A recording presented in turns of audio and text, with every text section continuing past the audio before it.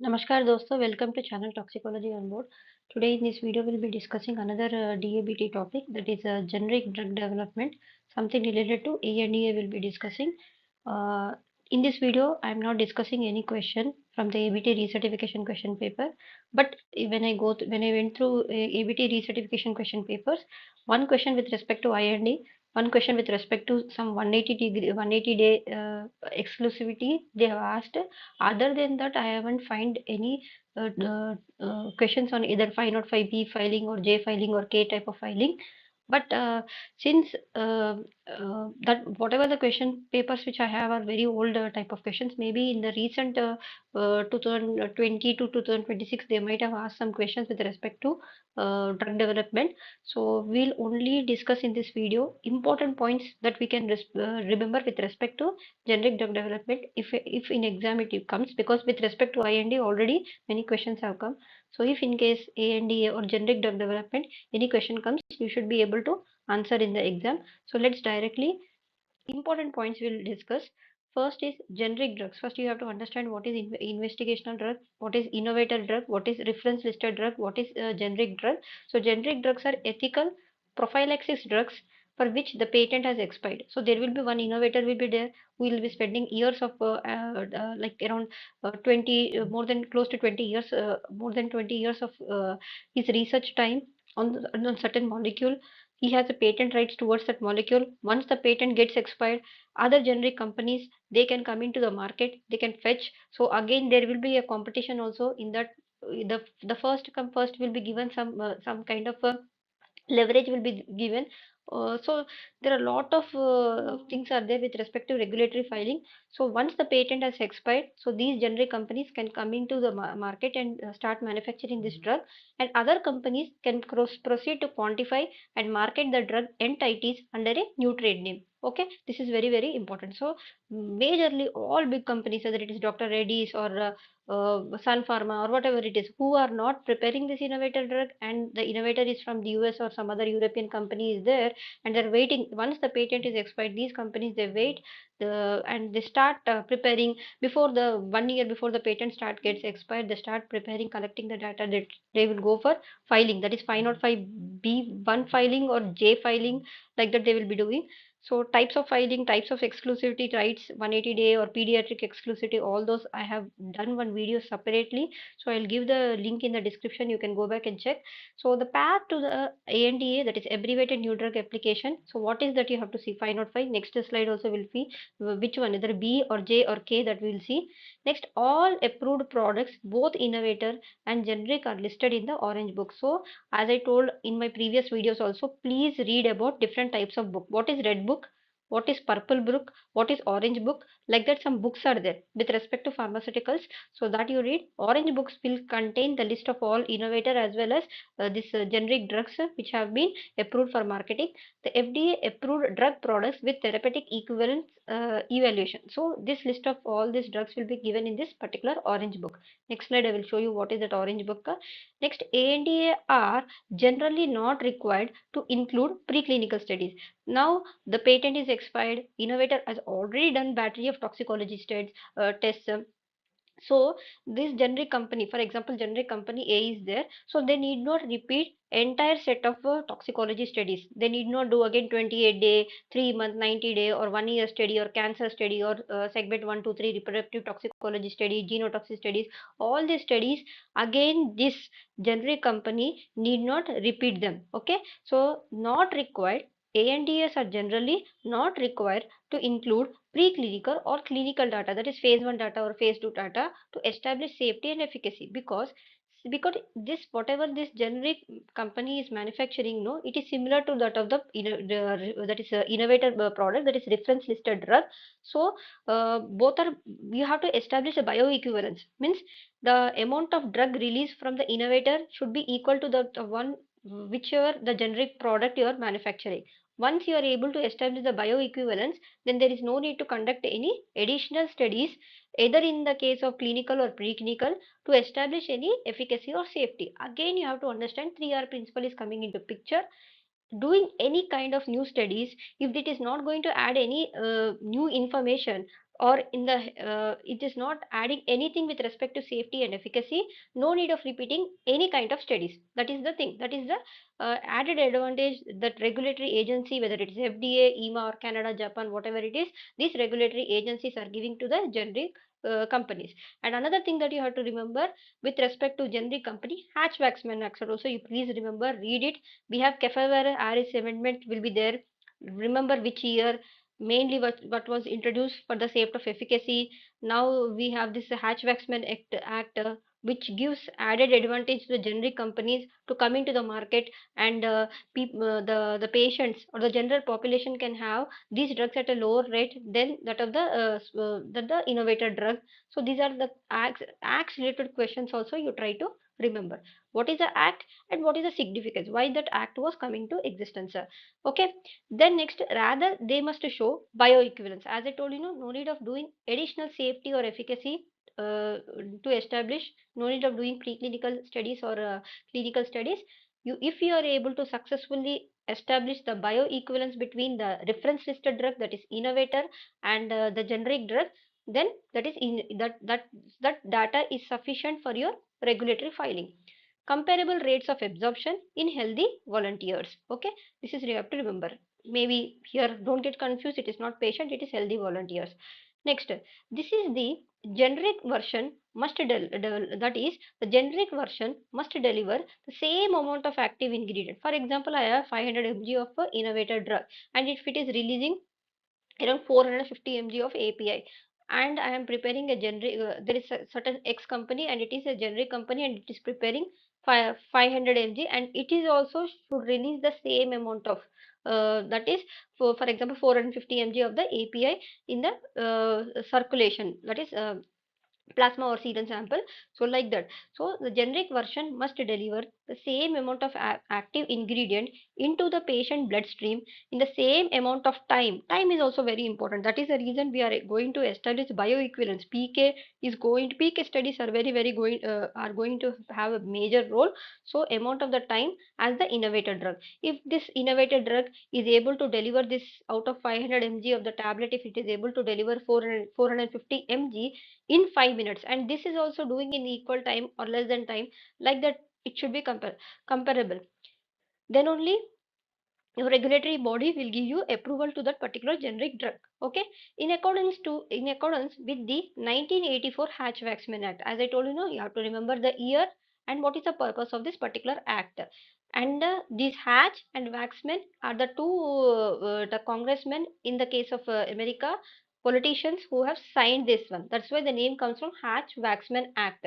Established bioequivalence is the basis for the approval. Instead of safety and efficacy, important point is bioequivalence. The first approved generic for a specific innovator drug receives 180 days of market exclusivity. As I told you, I have already prepared a video on different types of exclusivity. So you remember in ABT exam also, one question with respect to 180-day exclusivity they have asked, and what you have to remember is what are these different types of exclusivities. For example, pediatric exclusivity is there, orphan drug exclusivity will be there. So different types of exclusivity will be there. So try to remember those one. Most generics. So in case of this Hatch-Waxman Act, what it is there.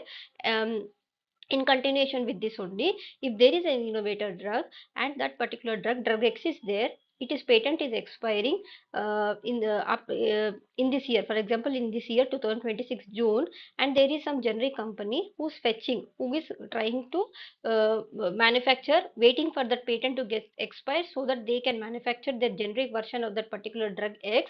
Then so if they are the first in the market getting the approval on this particular patent, nearby patent expired drug, they will get additional 180-day. Means in that 180-day, they have the complete right on that particular drug. Okay, no other generic manufacturing company can manufacture it. So that 180-day market, that particular first come first generic company will be getting this added advantage. Next, most generic drugs are oral dosage forms.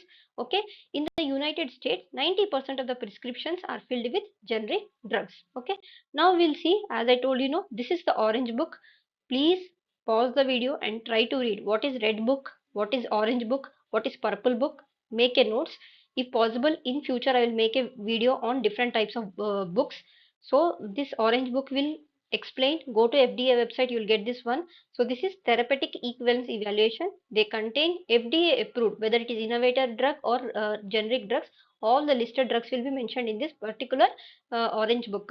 Okay, and as we discussed, no, ANDA is for generic drug development, abbreviated new drug application. No need to repeat clinical trials. Most approve bioequivalence. You have to, if I am a generic company, I have to establish bioequivalence, and it should follow Hatch-Waxman Act. Again, go through this particular diagram also. Under Food, Drugs and Cosmetic Act, we have Caffever-Harris Amendment. The main purpose is to establish efficacy, this one, and the type of filing is 505(b)(1) filing. This is for new drug application. This video we are discussing about ANDA. ANDA comes under 505(j) application. Okay, comes under Hatch-Waxman Act. Generic copies. In between we have 505(b)(2) filing. Products closely related to that of the originators, and we are following 505(b)(2) filing. So here in this diagram we will also see a comparison between 505(b)(1), which is original, 505(b)(2), which is close to that of the originator, as well as 505(j) filing, that is ANDA, that is complete copy, generic copy of the innovator drug. So as we repeatedly mentioned, no, we have different types of exclusivity is there. One is 180 day, that is first come first generic company will be getting. So that is completely, this type of exclusivity is applicable under ANDA type of filing. Next, new chemical entity, 5 years exclusivity, that is for 505(b)(1), not for ANDA, because here the patent is expired. And in coming to 505(b)(2), it is a case by case. You have a potential, if you file it based on that case by case, this additional 5 years exclusivity can get, but to the innovator this definitely they will have. Next we have new clinical investigation, that is 3-year exclusivity will be there, which is applicable for both 505(b)(1) as well as 505(b)(2). Then we have orphan drug exclusivity, where less than 1 lakh or 2 lakh population will be there. Go back and read about what is this orphan drug, which read also some examples also which falls under orphan drug. So particularly those drugs, for example, I am an innovator, I have a patent on a certain drug which is an orphan, falls under orphan drug. So I have additional 7 years in the market. Okay, so that is 7-year exclusivity will be there, orphan drug exclusivity, which is applicable for both 505(b)(1) as well as 505(b)(2). Then we have pediatric exclusivity. So once the 20 years of patent expires, then this type of exclusivity will start. That is, particularly if the drug is for pediatric population. So additional 6 months in the market you will be getting. It is applicable for both 505(b)(1) as well as 505(b)(2). Then we have patent type of certifications are there. You can pause the video and see here. And we were discussing about the safety and efficacy. In case of 505(b)(1), full analysis is needed. In the case of 505(b)(2), we will do partial analysis. Means if there is changing indication, or if there is change in the salt form or ester form, or such kind of filings will be done in the case of 505(b)(2), where bridging studies are needed. No need of doing the complete battery of toxicology study. So wherever the data gaps are there, so that type of specific studies, case by case, you can do bridging studies. That is called, that can be done. That is why it is mentioned as partial analysis of safety and efficacy you need to do in the case of 505(b)(2), whereas in the case of ANDA, already safety and efficacy has been established. So there is no need of any safety and efficacy. What is important is bioequivalence. Regulatory review period. If you are doing a new type of filing, that is 505(b)(1), 10 to 12 months here, that particular agency, FDA or regulatory agency, it is taking.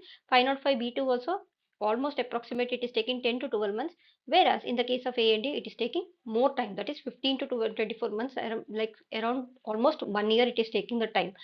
Sorry, 2 years it is taking the time. So what are the different FDA guidelines that one has to go through?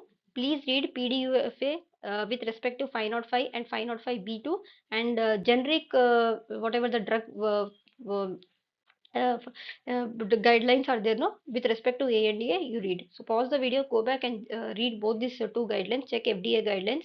And if you look into cost of how much research cost it will take, for example, for 505(b) filing, it is taking around 100 million dollars, whereas in the case of 505 billion, because here only you're doing bridging studies, that is the reason it is taking little bit less, that is around 10 million dollars, whereas in the case of ANDA, within 1 to 5 million dollars, you are able to get this particular filing, ANDA filing. Okay. So next, additionally, what are the important ways important with respect to ANDA is pathway of the generic drugs require demonstration of bioequivalence to the reference listed drug. RLD, you have to understand, drug without conducting full clinical trials. So partially bioequivalence studies are needed in the healthy patient. Bioequivalence studies required, no full clinical data is needed, and typically the time required is around 10-month review for this particular thing. ANDA, it is saying. Okay, and ANDA review, generic drug review typically 10 months with potential expedite pathways for generic drugs and competitive drugs therapy designation. So go back and check about the timelines. I am not much knowing. Um, what is important is, I think it is case by case. There will be under review also. FDA is having different types of reviews, like priority review will be there, fast track designation will be there. Like the different types of reviews are also given under FDA. I will make one video on that also.